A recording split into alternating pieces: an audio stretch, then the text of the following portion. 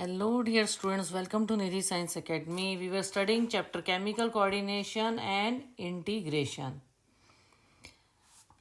We have already studied human endocrine system, the hypothalamus. उसमें हमने अभी तक hypothalamus पढ़ा है और introduction पढ़ा है endocrine glands और hormones का, और pituitary gland के बारे में हम पढ़ रहे थे. आज हम उसको स्टडी करेंगे अच्छे से, जो कि मैंने अभी डायग्राम में पहले इसकी मैं लोकेशन दिखा देती हूँ. पिट्यूटरी ग्लैंड ये जो है ये है, this is pituitary gland. Clear? Pituitary gland यहाँ पे लोकेटेड है. क्लियर? अब हम इसके बारे में पढ़ेंगे.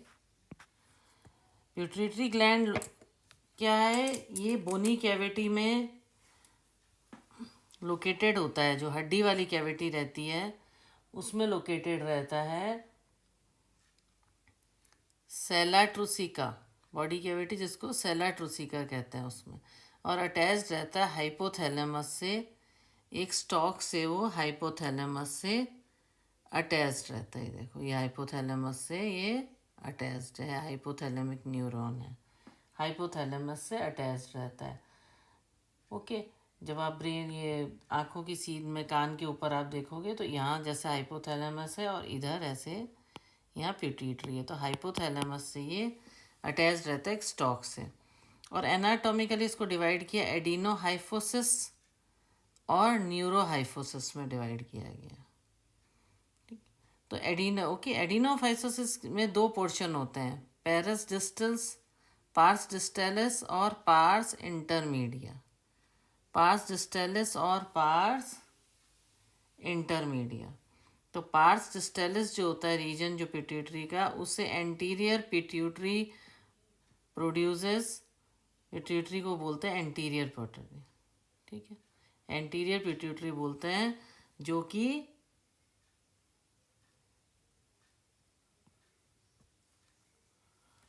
पार्स डिस्टेलिस से जुड़ा हुआ है. Excuse me. तो कॉमनली एंटीरियर पिट्यूटरी बोलते हैं, जो कि ग्रोथ हार्मोन रिलीज करता है. एंटीरियर पिट्यूटरी और दूसरा है पोस्टीरियर एंटीरियर पिट्यूटरी. क्लियर? ये एंटीरियर पिट्यूटरी है. दो पोर्शन बताएं. Adenohypophysis consist of pars distalis and pars intermedia. Pars distalis जो होता है रीजन का, उसको एंटीरियर पिट्यूटरी बोलते हैं. और क्या बोलते हैं इसको? Pars distalis. ठीक है, एंटीरियर पिट्यूटरी. और दूसरा न्यूरोहाइफोसिस. ये एडिनोहाइफोसिस की बात कर रहे हैं हम. किसकी बात कर रहे हैं? एडिनो हाइपोफाइसिस की बात कर रहे हैं. और ये पार्स डिस्टेलिस है. तो कौन कौन से हार्मोन ये रिलीज करता है? Anterior pituitary growth hormone, prolactin hormone, thyroid stimulating hormone और एडिनोकॉर्टिकोट्रोपिक हार्मोन. इन सब के फुल फॉर्म विद स्पेलिंग आपको आनी चाहिए. Luteinizing hormone, follicle stimulating hormone. Okay. ये सब कौन सिक्रेट करता है? Pars distalis. ये सारे हार्मोन सिक्रेट करता है. क्लियर? और पार्स इंटरमीडिया जो है खाली एक हार्मोन सिक्रेट करता है, जिसको बोलते हैं melanocyte stimulating hormone. Okay. Human में पार्स इंटरमीडिया ऑलमोस्ट मर्ज होता है, पार्स डिस्टेलिस के अंदर ही मर्ज होता है. ओके. जो पार्स इंटरमीडिया होता है, पार्स इंटरमीडिया, ये क्या सिक्रेट करता है? एक हार्मोन, जिसको बोलते हैं मेलिनोसाइट स्टिमुलेटिंग हार्मोन.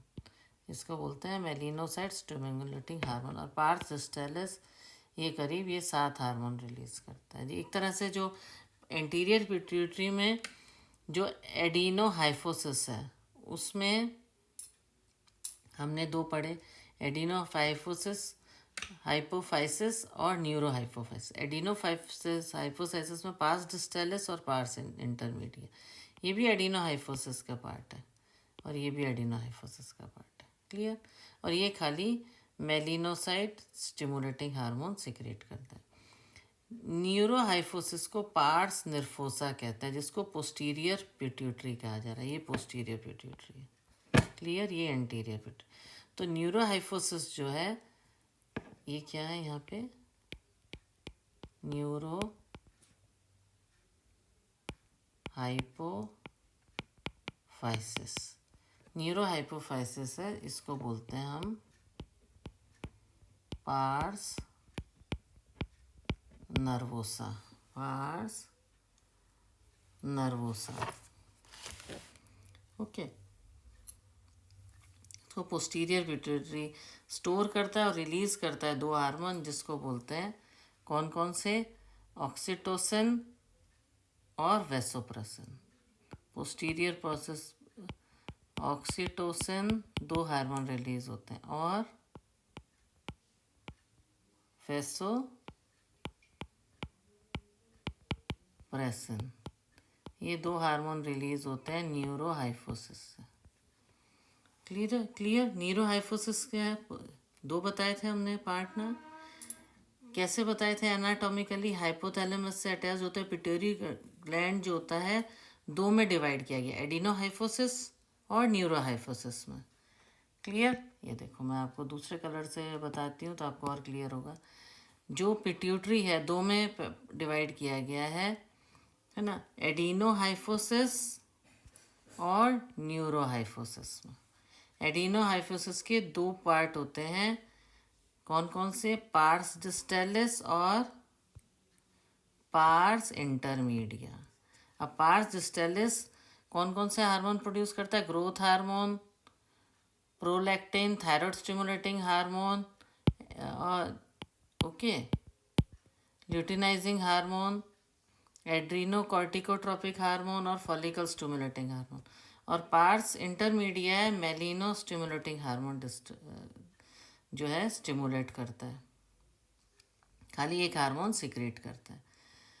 पर जो पार्स इंटरमीडिया है वो भी मर्ज किसके अंदर रहता है, पार्स डिस्टेलिस के अंदर ही मर्ज रहता है। और पार्स डिस्टेलिस किसका पार्ट है, एडिनोहाइफोसिस के हमने पार्ट बताए हैं। ठीक है। दूसरा है न्यूरोहाइफोसिस, ये पोस्टीरियर पिट्यूटरी में प्रेजेंट होता है। It is present in the posterior pituitary. उसमें न्यूरोहाइपोफाइसिस होता है, जिसको पार्स नर्वोसा बोलते हैं। ये एडिनोहाइफोसिस पढ़ रहा था। एडिनोहाइफोसिस में हमने दो पढ़े थे, पार्स इंटरमीडिया और पार्स डिस्टेलिस। ओके, ये पढ़े हमने। और ये पोस्टीरियर पिट्यूटरी में हमने पढ़ा पार्स नर्वोसा, जो कि न्यूरोहाइफोसिस का पार्ट है। न्यूरोहाइफोसिस को बोला जाता है। और ये दो हार्मोन रिलीज करता है, स्टोर करता है और रिलीज करता है, ऑक्सीटोसिन एंड वैसोप्रेसिन। क्लियर। तो एक्चुअली कौन सिंथेसाइज करता है इन हार्मोन्स को, एक्चुअली इन हार्मोन को कौन सिंथेसाइज करता है,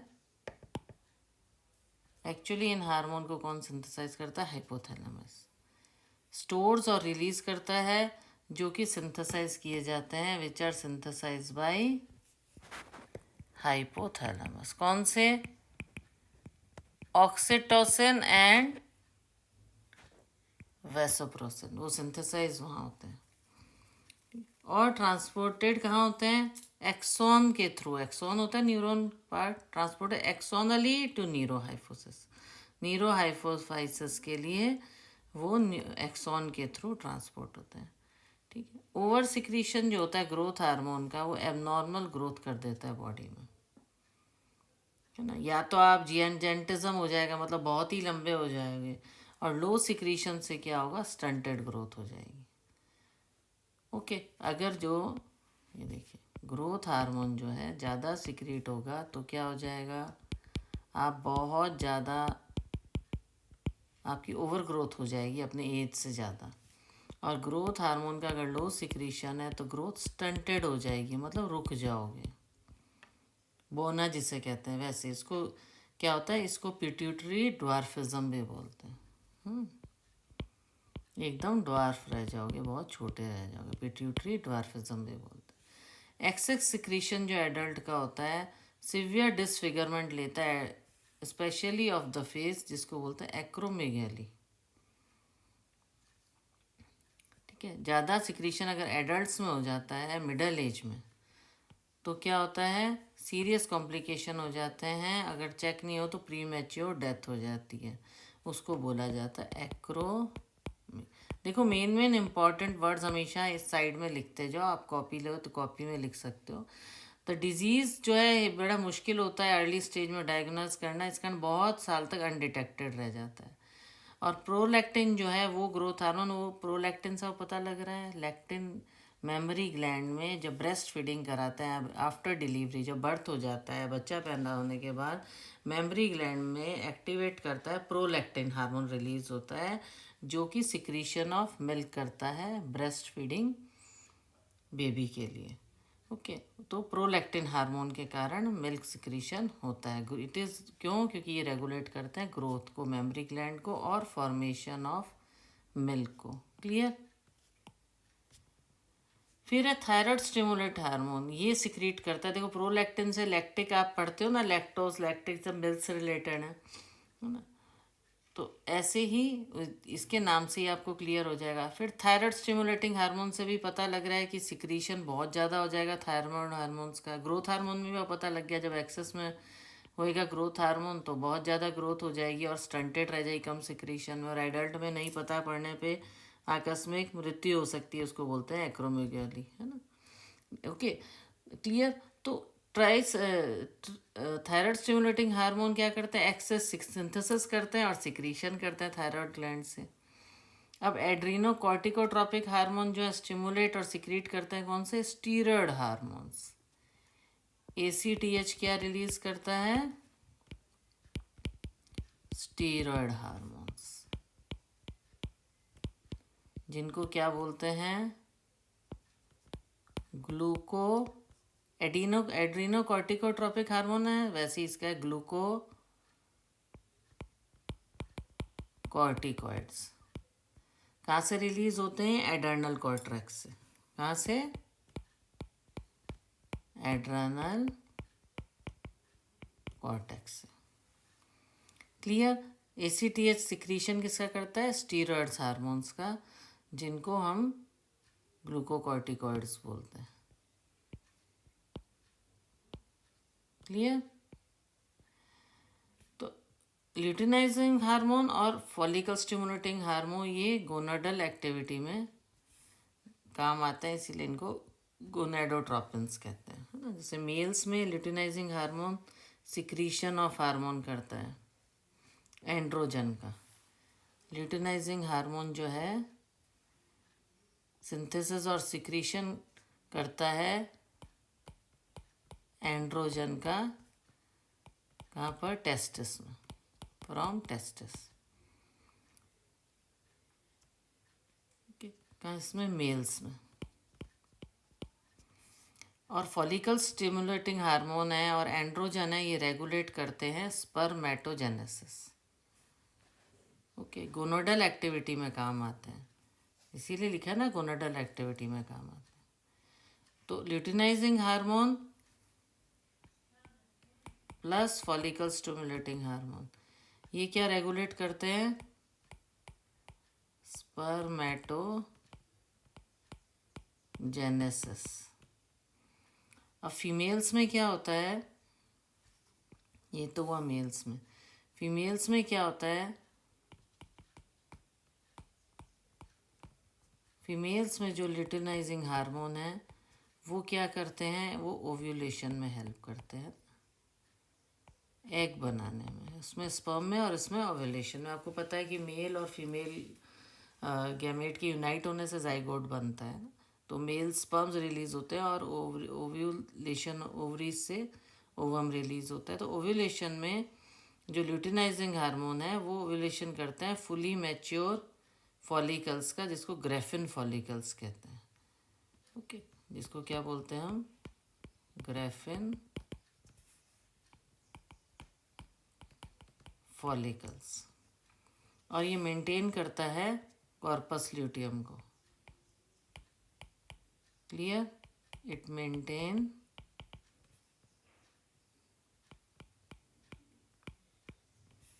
कॉर्पस ल्यूटियम, जो कि ग्रेफिन फॉलिकल से बना हो। ये तो फीमेल्स में ये होता है, और ये मेल्स में स्पर्मेटोजेनेसिस, इसमें ओव्यूलेशन।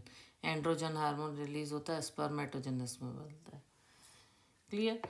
तो मेंटेन करता है कॉर्पुलेशन, जो फॉर्म होता है ग्रेफिन फॉलिकल से ओव्यूलेशन के बाद। तो फॉलिकल स्टिमुलेटिंग हार्मोन जो है वो growth and development of ovary ovarian follicles क्या ग्रोथ एंड डेवलपमेंट में हेल्प करते हैं। फॉलिकल स्टिमुलेटिंग हार्मोन किसमें हेल्प करते हैं? ग्रोथ एंड डेवलपमेंट किसका करते हैं? Ovarian follicles, ovarian follicles. Clear? तो ये हमें इस तरह से क्लियर पता कर दिया। इसको हम अलग कलर में एक बार ही कर लेते हैं। ये ल्यूटिनाइजिंग हार्मोन, ये मेल्स में हमने बता दिया एंड्रोजन रिलीज करता है, स्पर्मेटोजेनेसिस में हेल्प करते हैं ल्यूटिनाइजिंग हार्मोन और फॉलिकल स्टिमुलेटिंग हार्मोन। ये हमने एड्रीनोकॉर्टिकल हार्मोन का बता दिया था, ये ग्रोथ हार्मोन का बताया। ये फॉलिकल स्टिमुलेटिंग हार्मोन ग्रोथ और डेवलपमेंट करते हैं ओवेरियन फॉलिकल्स का, और ल्यूटिनाइजिंग हार्मोन ओव्यूलेशन में हेल्प करते हैं। क्लियर? आप देखो लिखोगे ना साथ साथ अपनी कॉपी में या बुक की साइड में, जैसे भी आपको कंफर्टेबल, तो आपको साथ के साथ ही लर्न हो जाएगा और क्लियर भी हो जाएगा। That what I want to say here. तो फॉलिकल स्टिमुलेटिंग हार्मोन जो है ग्रोथ और डेवलपमेंट करता है ओवेरियन फॉलिकल्स का फीमेल्स में। फिर है MSH, melanin stimulating hormone. Okay, melanocyte stimulating hormone. तो ये किस में एक्ट करेगा? मेलेनोसाइट्स पे, मेलेनिन कंटेनिंग सेल पे एक्ट करेगा, और ये पिगमेंटेशन ऑफ स्किन के लिए रिस्पॉन्सिबल है। MSH किसके लिए रिस्पॉन्सिबल है? मेलेनिन सिक्रिएट करता है ना, it is responsible for pigmentation of skin, melanocyte stimulating hormone. Oxytocin क्या हेल्प करता है? Oxytocin acts on smooth muscle of our body और कॉन्ट्रैक्शन में हेल्प करता है। ऑक्सीटोसिन किसमें? कॉन्ट्रैक्शन में हेल्प करता है। ऑक्सीटोसिन जो है कॉन्ट्रैक्शन ऑफ मसल्स में हेल्प करता है, स्मूथ मसल्स पे मेनली। विगरस कॉन्ट्रैक्शन जो होता है यूट्रस का, जब चाइल्ड बर्थ होता है तो यूट्रस का जो कॉन्ट्रैक्शन होता है उसमें हेल्प करता है ऑक्सीटोसिन। और मिल्क इजेक्शन, मेमरी ग्लैंड से जो मिल्क इजेक्शन में भी ऑक्सीटेशन हेल्प करता है। ओके। वैसोप्रेसिन क्या करता है? ये किडनी में स्टिमुलेट करता है resorption of water and electrolytes, vasopressin जो है। ओके, वैसोप्रेसिन किस में हेल्प करता है? वैसोप्रेसिन हेल्प करता है हमें ये resorption of water and electrolyte. Vasopressin का काम जो है किडनी पर है। ओके, किडनी में ये resorption of water and electrolyte, ठीक है, मेंटेन रखता है वहाँ पे इलेक्ट्रोलाइट किडनी में, डिस्टल ट्यूब्स में, और लॉस ऑफ वाटर को रिड्यूस करता है, जिसको कि हम डायूरेसिस बोलते हैं। इसीलिए इसको एंटी डायूरेटिक हार्मोन भी कहा जाता है। इसीलिए इसको एंटी डायूरेटिक हार्मोन भी कहा जाता है।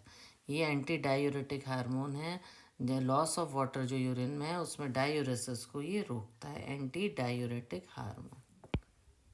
क्लियर? ये भी लर्न करने वाली चीज़ है, इसको स्टार कर देते हैं। क्लियर? तो इम्पेयरमेंट होता है अफेक्टिंग सिंथेसिस और release of ADH, results in diminished ability of kidney. अगर कोई इम्पेयरमेंट आ जाता है एंटी डायरेटिक हार्मोन में, तो क्या होता है? किडनी की एबिलिटी रिड्यूस हो जाती है और कंजर्व करता है, वो डिमिनिश्ड एबिलिटी हो जाती है, वाटर को कंजर्व करने की, वाटर लॉस होता है, डिहाइड्रेशन होता है, और इस कंडीशन को डायबिटीज़ इंसिपिडस कहते हैं। क्या कहते हैं? Diabetes insipidus. इम्पेयरमेंट जब हो जाता है एडीएच का, एंटी डायूरेटिक हार्मोन का। क्लियर?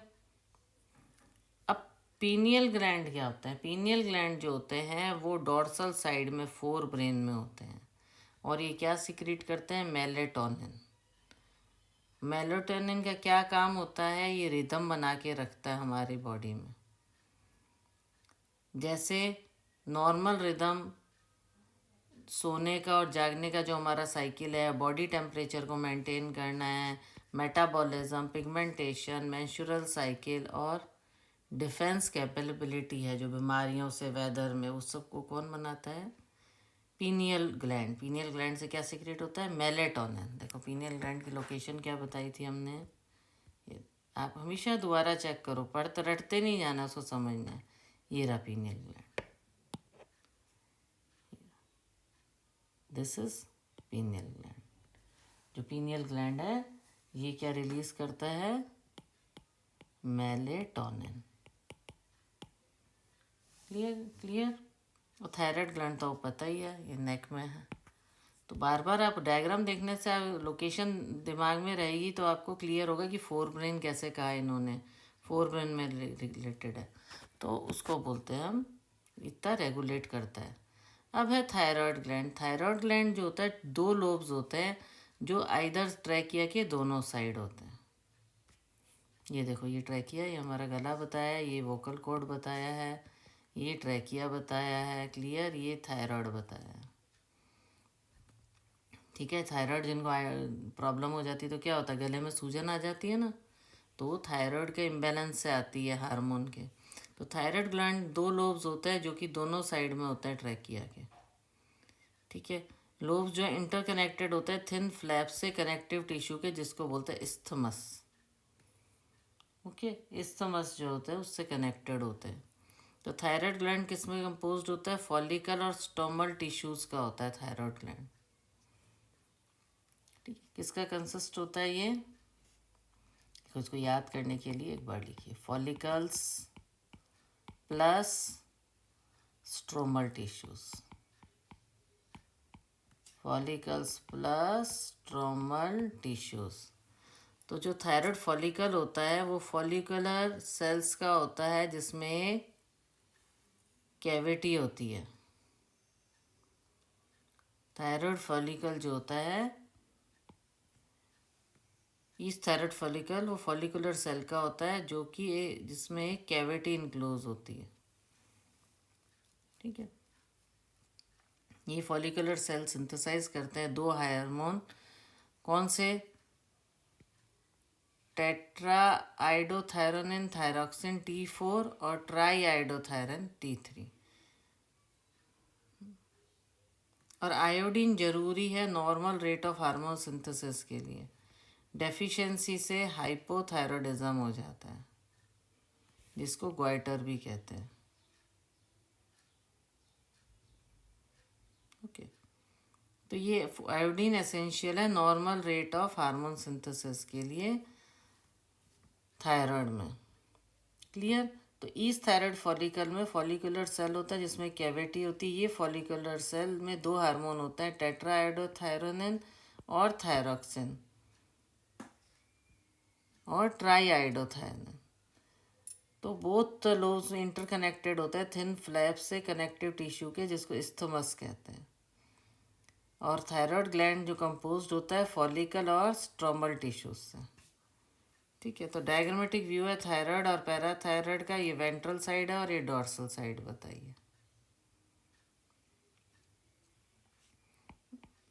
ये वेंट्रल साइड है और ये डॉर्सल साइड बताइए। ये पैराथायराइड ग्लैंड्स हैं। ओके? तो क्या होता है? डेफिशिएंसी ऑफ आयोडीन से क्या होता है? इनलार्जमेंट हो जाता है थायराइड का, जिसको कि गॉइटर कहते हैं। हाइपोथायराइडिज्म प्रेगनेंसी में डिफेक्टिव डेवलपमेंट और मैच्योरेशन आ जाती है ग्रोथ में बेबी के, leading to stunted growth. Mental retardation आ जाता है, लो इंटेलिजेंसी आ जाती है, एबनॉर्मल स्किन, डेफ भी हो जाता है। और एडल्ट वुमेन में जो हाइपोथायराइडिज्म होता है उससे मेंस्ट्रुअल साइकिल इरेगुलर रहती हैं।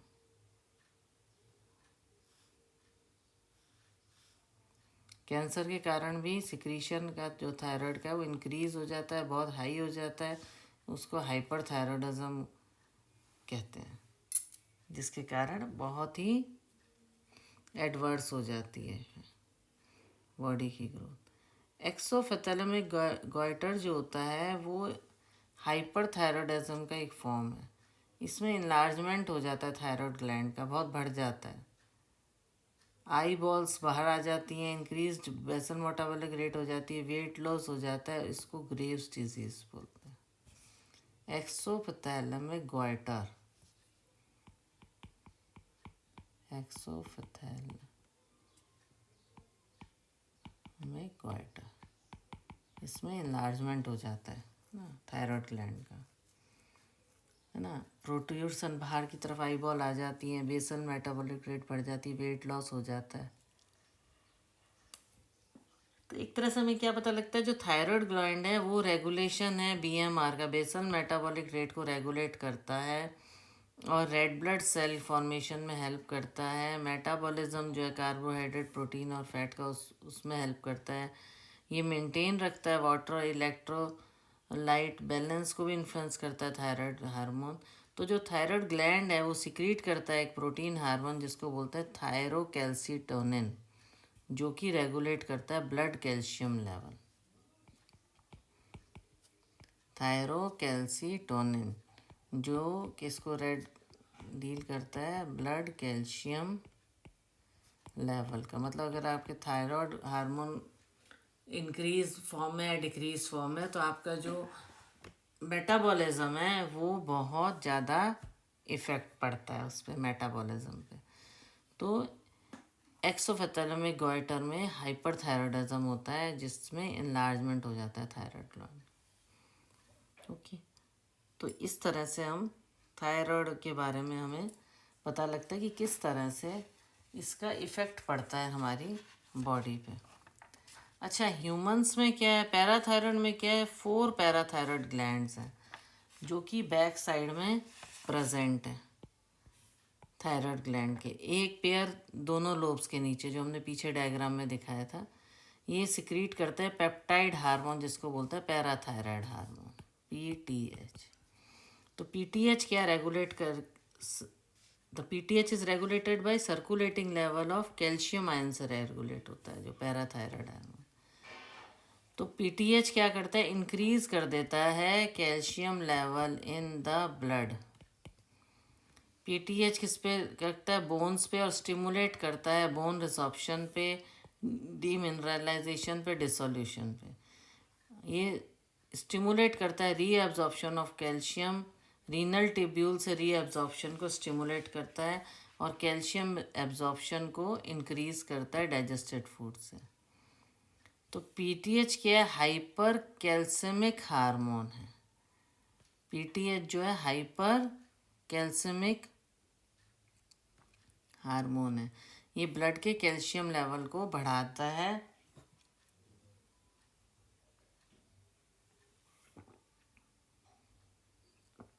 तो टीसीटी के साथ मिलके, मतलब थायरोकैल्सिटोनिन के साथ मिलके ये ब्लड के कैल्शियम को रेगुलेट करता है।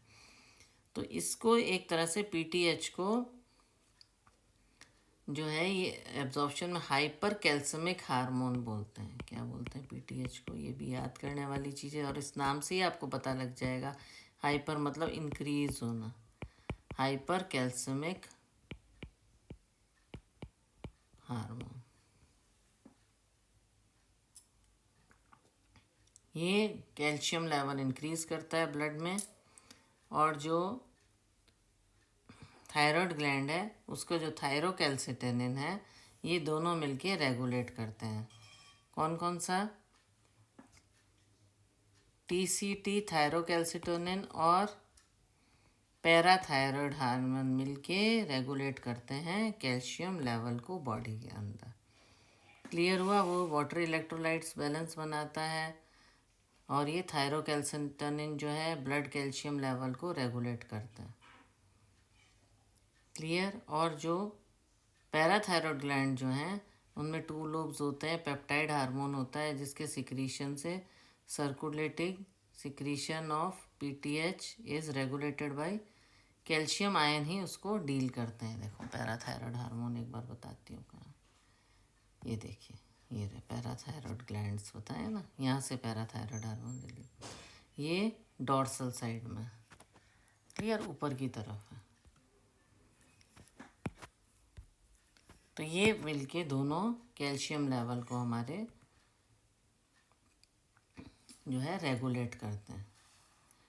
इस तरह से आपको पता लगता है कि कैसे रेगुलेशन होता है। तो अलग अलग ग्लैंड्स के बारे में बताया। अब नेक्स्ट जैसे इसमें बताया थाइमस, तो पहले इसकी लोकेशन देखो, ये थाइमस देखो, पैराथायरॉयड, थायरॉयड के नीचे कौन सा है, ये रहा पैराथायरॉयड, और थायरॉयड के बाद क्या है, थाइमस।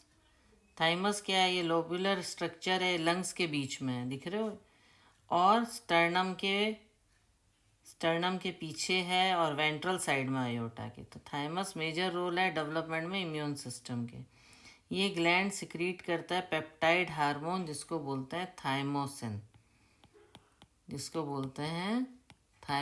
रिलीज करते हैं। थाइमोसिन मेनली टी लिम्फोसाइट के डिफरेंशिएटेड में सेल मीडिएटेड इम्यूनिटी में ये हेल्प करता है। थाइमोसिन प्रोड्यूस करता है एंटीबॉडी जिसको बोलते हैं ह्यूमोरल इम्यूनिटी। ये देखो, is a lobular structure located between lungs behind sternum ventral side में, ठीक है। Thymus play major role in immune system में, यही हेल्प करता है। ये पेप्टाइड हार्मोन रिलीज करता है जिसको थाइमोइन बोलते हैं, थाइमोसिन बोलते हैं, है ना। थाइमस क्या रिलीज करता है,